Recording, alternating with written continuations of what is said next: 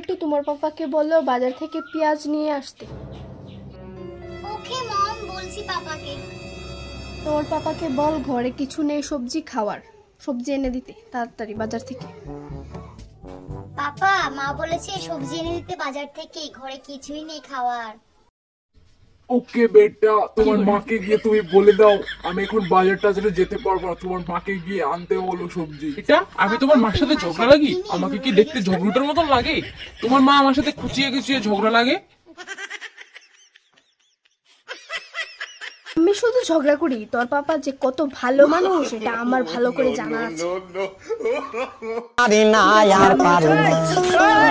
আমি কেন মরি না?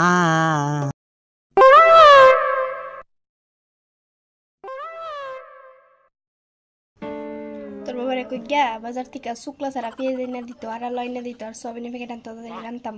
বেলা কয়টা বাজে অনুরান দইছে না ঘরের ভিতরে। না কইতেছি বাবা, বাবা মা কইছে বাজার থেকে যাই আলু পেঁয়াজ যাই না দিতে, ঘরে রান্নার কিছু না।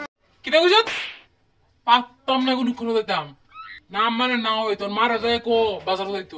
কিতা তোর বাপের কই গিয়া আমার ইচ্ছা যে সুমকা কমর সুমকা না দিতইব, বুঝ? কই গিয়া যা তোর বাপেরে।